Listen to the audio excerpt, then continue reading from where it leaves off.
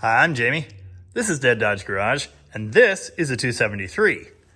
Well, it was. I think it might actually be scrap metal now. More on that in a minute. This is my 1966 Plymouth Barracuda. You'll notice it's slightly different than most other 1966 Plymouth Barracudas because it has a dart nose. Isn't that interesting and unique? You last saw the Barracuda sitting on jack stands in the yard with no rear axle.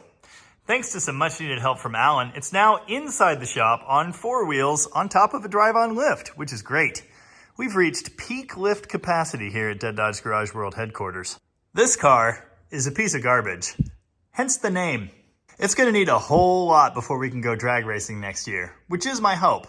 And we'll get to all of that in future videos. For now, take solace in the fact that it is not leaking on Dale's Demon because, well, there are no fluids to leak. Speaking of Dale's Demon, under the hood of that car is the shed-built 360 that was originally destined for the Barracuda. It's going to be coming out of this car at some point in the near future, and it could well end up in the Barracuda eventually. However, I have something different in mind for this project, namely a spicy 273, and I laid out that plan in a previous video several months ago. I've been collecting parts for this project for like 2 years now, and I'm finally almost kinda sorta maybe potentially ready to assemble it. Or at least I thought I was, because my genius plan was to use this block. I pulled this 273 block out of the scrap pile at Dave Wren's place when it was being cleared out after he passed away. I grabbed it because it had a set of the domed 273 pistons that I'd been looking for everywhere. I didn't really care about the block, but I did notice it had some nice extras, like, for example, main bolts that have shoulders for a windage tray, so I grabbed the whole thing to get those pistons. The price was certainly right, given that I was prepared to pay $300 or $400 to some other guy for a set of these pistons on the face tubes. So I handed over $50 and brought this thing home. It took me a bit, but with some soaking and some mild honing in the tops of the cylinders, I was able to remove all 8 pistons. These are those pistons. These are a 12.5-to-1 domed piston specifically for the 273. I believe this is essentially an aftermarket reproduction version of the piston that was used in the D-Dart engine. Notice, if you can, these are 30-over pistons. Unfortunately, none of my other 273 blocks share that bore size. They're all smaller, and they could well be bored. This one in particular might need that. It's got a good bit of ridge there, and it looks kind of worn, but personally, I'd hope to avoid that. I really wanted to get this done quickly and cheaply. Then I had a brainwave. Why don't I just use the 273 block those pistons came out of? It's already the right size, and with a good hone job, I'm sure it will be just fine. So here I am, with this crappy scrap pile rescued block up on the stand and ready for a hone. Unfortunately, at just about the last moment we were loading it on this stand, I noticed something. Apparently water got into the number 7 bore when this thing was still sitting in a car or something. So it looks like this. Ugh. None of these bores look great. Number 8 obviously has some rust in it, and you can see where I had to hone it to get that piston out. There are little imperfections everywhere. Most of those will go away. But that, I don't think that's going away. From the looks of things, this thing had water in it for like decades, and that's not great. The reason I'm only just getting to this now is because quite some time ago, I ruined one of the stones for my nice Lyle hone. You can't just buy these in a store, and the thought had not occurred to me to look them up online until like a month ago. Anyway, here are some fresh stones. I'm going to grab the coarsest one, run it up and down that number 7 bore, and see just how terrible it is. Pretty sure it's very terrible, but let's find out. Here's what we've got after running the hone in this for a couple minutes. Yep, it's bad. It's real bad. There are pits in there that are several thousands deep. I don't know. I'm probably going to keep going and see if I can start making it disappear. I'm removing quite a bit of material to do that, I'll tell you what. But if I could get this semi-smooth, smooth enough that rings might have half a chance of sealing, well, we'll probably just put this thing together. Otherwise, this will go in the trash pile and we'll start with another block. It's gonna take a while. Like a long while. You can use all kinds of different sauces for this. I'm using PB because it's what I've got at hand. Just some kind of lubricant in there. Okay, it's starting to touch it. Kind of, sorta. It is getting better. Most of the shallow stuff there is gone or going. Unfortunately, the deep stuff, I don't think we're ever going to reach that. There are actually deep pits all the way around this cylinder. The worst of them are over here, but even that's pretty bad. Yeah, there you go. If you catch it right in the shadow, you can see just how horribly deep some of those are. Those are not going to come out with like another hour of honing. And I've been at this for quite a while already.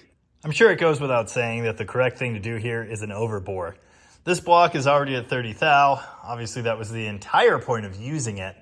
I could get a set of pistons from Eggy in 40 thou or even 60 thou oversize, but well, why would I do that when I could just start with that block? Hey, is the crank in this one supposed to like turn? Asking for a friend. So on that terrible disappointment, I'm turning my attention to the next part of this build I haven't even gotten into yet. The cylinder heads. You'll be happy to learn that the ones I'm planning on using are these. Yes, in case you were wondering, every single part involved in this operation is complete garbage. I somehow got all the intake bolts out. Even that one. Thanks, Snap-on. I've only just realized I could really use that timing cover. At least if it's worth using. Not holding my breath on that. There are all kinds of useful bits of hardware on this engine. I might even grab some of them. Works every time. Oh, wait, hang on. Like I said, works every time. I don't think we got a good cam core in this one. Oh yeah, that's what you want to see. That smells. Yeah, things have lived in here. This is gross. And what am I even looking at here? Why is this valve broken? What is that? You know what? I don't even want to know. That's a layer that rusted off that intake valve. So maybe we don't have head cores. See, this is probably what number 7 looks like in that other one before they drained the water out. I knew these were bad. Like, obviously. They've been in the weather for years, but that has surpassed my expectations. I'm impressed. Unfortunately, we don't have cylinder heads. Good news is there's still a strap on that to load it for scrap. I was really hoping to use that set of heads because they're the 920 casting number, regular intake pattern, closed chamber 273 heads. Just like this one. And I do mean one because of course this is the pair of heads that came off of Mark's engine and they do not match. I do have a plan B, but it's not exactly great for making horsepower. I've got another complete 273 right here, but unfortunately this one is a 1965 model, which means it has the goofy early 5/16 intake bolts that are at a different angle. I do have a plan C, which was originally plan A. I got a lot of thinking to do. In case you were curious. Okay.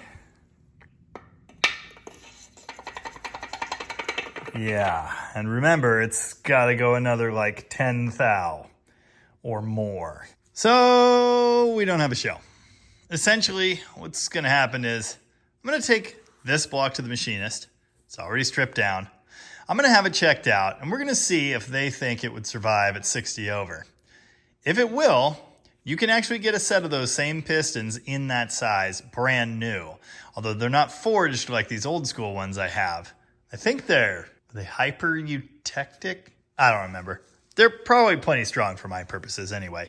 It just so happens I need to take 3 other blocks to the machine shop. What's one more? If this block is garbage, well, I'll take him that one and have it cleaned up and readied for greatness. Have I mentioned that like all of the rings are stuck in these pistons? I don't even know if I'm going to be able to unstick all those. And even if I do, I don't know if these are worth using in a shiny new engine. I liked the idea of using them in some trash, but bunch of good door stops there. So that'll get us going on a block. Meanwhile, I'm going to look for another set of these same 920 casting number heads. I really want to do the factory 273 head. I think it's the best bet. You know, if I wanted to do a 318, I've got one right here. I took a bit of a detour from the 273 project to turbo a slant 6. That's actually driving now, which you'll probably know if you watch all of my videos. With the turbo car out of the way, I was really excited to get back to this. I want to make this happen. Also, I get asked about it constantly. So, I wanted to have some news to share. But in typical Dead Dodge Garage fashion, that news is kind of bad. I have been thinking about this project for a long time. And I've been collecting more pieces. That's kind of the best part of a build like this, honestly. There's a pinned oil pump / distributor drive assembly. You drill a hole and knock a pin in there to keep it from spinning on the shaft, because that would be bad. Here's a set of new 340 small block push rods that have the cups for adjustable rockers. Perfect. And a set of lightly used high performance valve springs off a set of X heads. These actually have an inner spring, which I've never even worked with before. For the ridiculous RPM range I'm hoping this engine will go to, might need that. I have so many small block goodies just waiting for an engine to be installed on.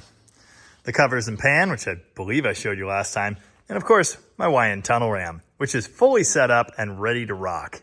I know a bunch of people are waiting with bated breath to see this build happen. Hell, I'm one of them.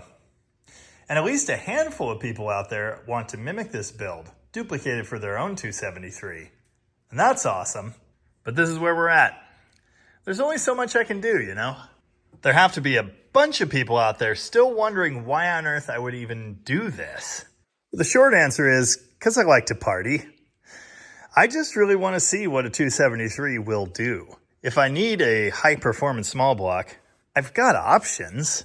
If I wanted to make ultimate horsepower, there is an absolutely ridiculous 440 right here with a stack of roller cam conversion parts. And still my bag goes deeper. It's not here right now, but I recently acquired the absolute ultimate small block Chrysler engine. And you'll just have to wait to see more on that later. There's a Magnum engine right here. That would do cool things. No, I'm going to stay the course. I'm going to build the 273. If it works the way I think it'll work, awesome. If it doesn't work at all, almost better. So that's where we're at with this build right now. Look forward to future episodes where we tear this thing apart, remove everything that does not make an awesome small block 4-speed drag car, and remove some of the badness. So much badness. Remind me to rebuild these brakes. There are actually no brakes in there. Oh yes, and we also need to put an 8 3/4 in here instead of this temporarily installed 7 1/4. And we're going to do a leaf spring relocation kit. All that and more on future episodes. Until then, as ever, thank you very much for watching. And remember, if it bleeds, it leads.